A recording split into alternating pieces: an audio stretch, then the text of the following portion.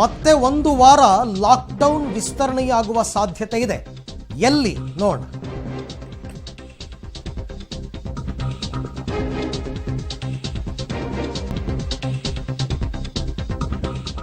ಮತ್ತೆ ಒಂದು ವಾರ ಲಾಕ್ಡೌನ್ ವಿಸ್ತರಣೆಯಾಗುವ ಸಾಧ್ಯತೆ ಇದೆ.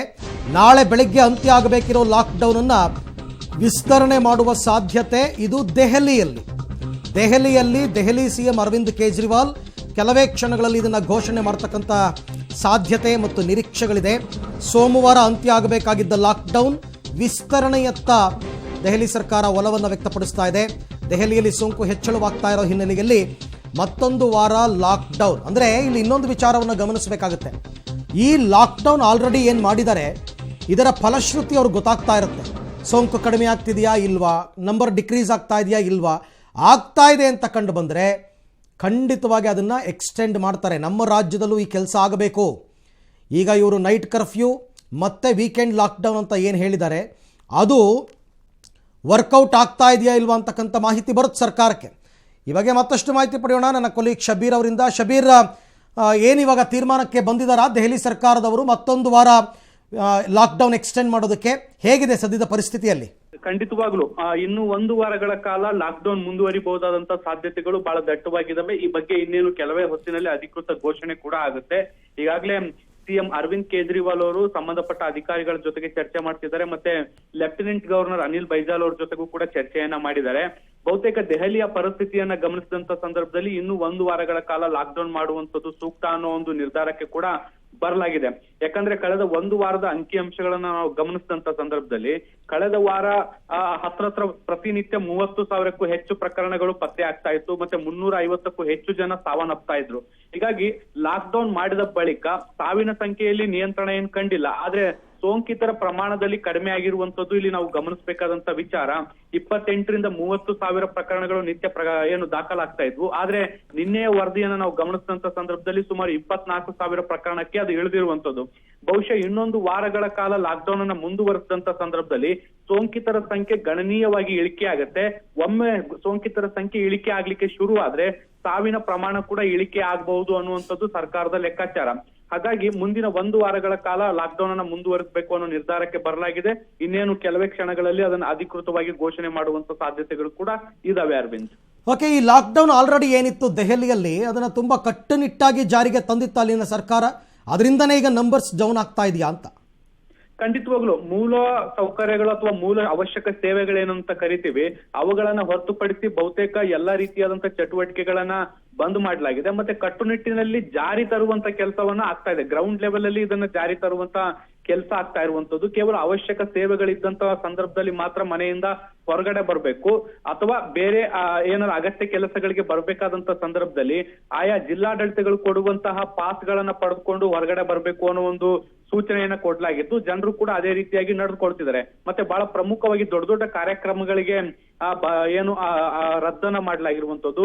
ಮದುವೆ ಅಂತ ಕಾರ್ಯಕ್ರಮಗಳಿಗೆ 50 ಜನ ಭಾಗಿಯಾಗ್ಲಿಕ್ಕೆ ಅವಕಾಶವನ್ನು ಕೊಟ್ಟರು ಸಹ ಪಾಸ್ಗಳು ಕಡ್ಡಾಯವಾಗಿರ್ಬೇಕು ಅನ್ನೋ ಒಂದು ಸೂಚನೆಯನ್ನ ಕೂಡ ಕೊಡ್ಲಾಗಿದೆ. ಇದರಿಂದ ಅತಿ ಹೆಚ್ಚು ಜನರು ಸೇರ್ತಿದ್ದಂತ ಕಾರ್ಯಕ್ರಮಗಳು ಅಥವಾ ಪ್ರದೇಶಗಳೇನಿದಾವೆ ಅವೆಲ್ಲವೂ ಕೂಡ ಸ್ತಬ್ಧವಾಗಿರುವಂತಹ ಹಿನ್ನೆಲೆಯಲ್ಲಿ ಸೋಂಕು ಹರಡುವಿಕೆಯ ಪ್ರಮಾಣ ಕಡಿಮೆ ಆಗಿದೆ. ಆ ಒಂದು ಚೈನ್ ಲಿಂಕ್ ಏನಿದೆ ಅದು ಕಟ್ ಆಗಿದೆ. ಅದರ ಅಂಕಿಅಂಶಗಳನ್ನ ನೋಡಿದ್ರೆ ಇದು ಬಹುತೇಕ ಗೊತ್ತಾಗ್ತಾ ಇದೆ. ಆದ್ರೆ ದೊಡ್ಡ ಪ್ರಮಾಣದಲ್ಲಿ ವ್ಯತ್ಯಾಸ ಕಂಡು ಬಂದಿಲ್ಲ. ಕೇವಲ 3ರಿಂದ 4,000 ಅಂಕಿಅಂಶಗಳು ಹೆಚ್ಚು ಕಡಿಮೆ ಕಾಣಿಸ್ತಾ ಇದೆ. ಬಹುತೇಕ ಮುಂದಿನ ವಾರ ಲಾಕ್ಡೌನ್ ಅನ್ನು ಮಾಡಿದಂತ ಸಂದರ್ಭದಲ್ಲಿ ದೊಡ್ಡ ಬದಲಾವಣೆ ಕಾಣಿಸ್ಕೊಳ್ಬಹುದಾದಂತ ಸಾಧ್ಯತೆಗಳನ್ನ ನಾವು ನಿರೀಕ್ಷೆ ಮಾಡಬಹುದು. ಅರವಿಂದ್, ಥ್ಯಾಂಕ್ ಯು ಶಬೀರ್, ತಮ್ಮ ಎಲ್ಲ ಮಾಹಿತಿಗಾಗಿ ಧನ್ಯವಾದ. ಓಕೆ, ಇಲ್ಲಿ ನೀವು ನೋಡ್ತಾ ಇರೋ ದೃಶ್ಯ ಬೆಂಗಳೂರಿನ ಶಿವಾಜಿನಗರದ ದೃಶ್ಯ. ಒಂದು ಕಡೆ ಅಲ್ಲಿ ಅಷ್ಟೊಂದು ಕಠಿಣ ನಿರ್ಧಾರಗಳಿಗೆ ಬಂದಿದ್ದಾರೆ. लोगों ने बात करने की कोशिश की, सबका मत यही है कि लॉकडाउन को भी और बढ़ाना चाहिए. तो लॉकडाउन को दिल्ली के अंदर 1 हफ्ते के लिए और बढ़ाया जा रहा है, अगले सोमवार को सुबह 5 बजे तक के लिए. इस दौरान हमने देखा लॉकडाउन के दौरान की संक्रमण दर, पॉजिटिविटी रेट जिसको कहते हैं, ये लगभग 36-37% तक पहुंच गई. आज तक इतनी संक्रमण दर हमने दिल्ली में तो नहीं देखी, बाकी दुनिया भर में हो सकता हुई हो कहीं पे, लेकिन 36-37% तक संक्रमण दर पहुंच गई.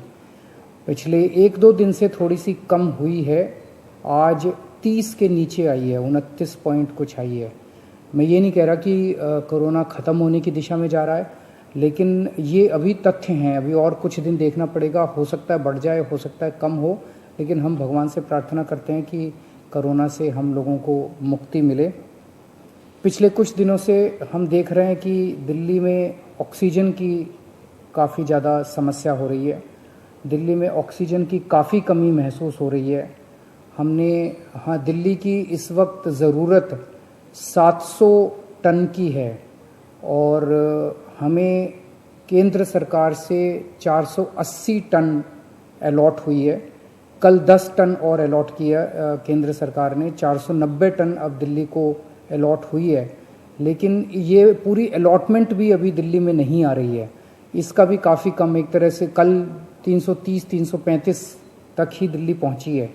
तो 700 टन की ज़रूरत है इतने कोरोना की महामारी में, उसके मुकाबले में 330-335 ही पहुंच रही है। ये दिल्ली जो ऑक्सीजन की कमी है, दिल्ली के अंदर ऑक्सीजन पहुंच नहीं रही है, जगह जगह से जो ऑक्सीजन आनी है, ये एक बहुत बड़ा कारण है जो ऑक्सीजन की कमी जगह जगह अस्पतालों में महसूस हो रही है। लेकिन हमारे ऑफिसर्स, हमारे सभी मंत्रीगण, हमारे सभी लोग रात रात भर पिछले कुछ दिनों में, जब से ऑक्सीजन की कमी हुई है, एक एक अस्पताल जहाँ जहाँ कमी है वहाँ सप्लायर से, मैन्युफैक्चरर से, ट्रक ड्राइवर से जो लेके आ रहा है उससे फ़ोन कर करके कोशिश कर रहे हैं कि समय पे अस्पताल में पहुँचे। मैं ये नहीं कहूँगा कि सारी कोशिशें कामयाब रही, कई जगह फेल भी हुए हम लोग और कई जगह हम समय पे ऑक्सीजन पहुंचाने में हमारी टीम कामयाब भी हुई। तो सबसे पहले तो मैं उनको जो रात रात भर काम करके और अस्पतालों तक ऑक्सीजन पहुंचाने की जो लोग भी कोशिश कर रहे हैं, उन सबका मैं धन्यवाद करना चाहता हूं कि इतने मुश्किल समय में इतनी मेहनत कर रहे हैं। क्योंकि ऑक्सीजन इतनी इस वक्त कीमती है, इतनी कम है, तो उसका मैनेजमेंट करना बहुत ज़रूरी है। तो उसको मैनेजमेंट करने के लिए भी अब कल से ठोस कदम उठाना चालू किया है। ದೆಹಲಿಯಲ್ಲಿ ಮತ್ತೆ ಲಾಕ್ಡೌನ್ ಅನ್ನು 1 ವಾರಗಳ ಕಾಲ ವಿಸ್ತರಣೆಯನ್ನ ಮಾಡಲಾಗಿದೆ. ಅಲ್ಲಿನ ಮುಖ್ಯಮಂತ್ರಿ ಅರವಿಂದ್ ಕೇಜ್ರಿವಾಲ್ ಈಗಷ್ಟೇ ಸುದ್ದಿಗೋಷ್ಠಿಯಲ್ಲಿ ಈ ಮಾಹಿತಿಯನ್ನು ಕೊಟ್ಟಿದ್ದಾರೆ. ನಾಳೆ ಬೆಳಗ್ಗೆ ಮುಗಿಬೇಕಾಗಿತ್ತು ಲಾಕ್ಡೌನ್, ಆದರೆ ಅದನ್ನ ಎಕ್ಸ್ಟೆಂಡ್ ಮಾಡ್ತಾ ಇದ್ದಾರೆ. 1 ವಾರದ ಲಾಕ್ಡೌನ್ನಿಂದಲೂ ಸೋಂಕು ಕಡಿಮೆಯಾಗಿಲ್ಲ, ಹೀಗಾಗಿ ಮತ್ತೆ 1 ವಾರ ಲಾಕ್ಡೌನ್ ಮುಂದುವರಿಕೆ ಅನಿವಾರ್ಯ ಅಂತ ಅವ್ರು ಹೇಳಿದ್ರು. ನಂಬರ್ಸ್ ಅನ್ನು ಕೂಡ ಕೊಡ್ತಾ ಇದ್ರು, ಏನಾಗಿದೆ, ಯಾವ ಥರ ನಂಬರ್ಸ್ ಕಡಿಮೆ ಆಗ್ತಾ ಇದೆಯಾ ಇಲ್ವಾ, 1-2 ದಿವಸದಿಂದ ಒಂಚೂರು ಕಡಿಮೆ ಆಗಿದೆ ಅಂತ ಹೇಳಿದ್ರು. ಸೊ ಹಾಗಾಗಿ ಲಾಕ್ಡೌನನ್ನು ಎಕ್ಸ್ಟೆಂಡ್ ಮಾಡದೆ ನಮಗೆ ಬೇರೆ ದಾರಿನೇ ಇಲ್ಲ. ಹಾಗಾಗಿ ನಾವು ಇತಿಹಾಸದಲ್ಲಿ ದೆಹಲಿಯಲ್ಲಿ ಎಂದೂ ಕಂಡು ಕೇಳರಿಯದಂತಹ ಸಂದಿಗ್ಧ ಪರಿಸ್ಥಿತಿ ಇದೆ. ಸೊ ಹಾಗಾಗಿ ನಾವು ಲಾಕ್ಡೌನನ್ನು ಎಕ್ಸ್ಟೆಂಡ್ ಮಾಡ್ತಾ ಇದ್ದೀವಿ ಅಂತ ಹೇಳಿದ್ದಾರೆ.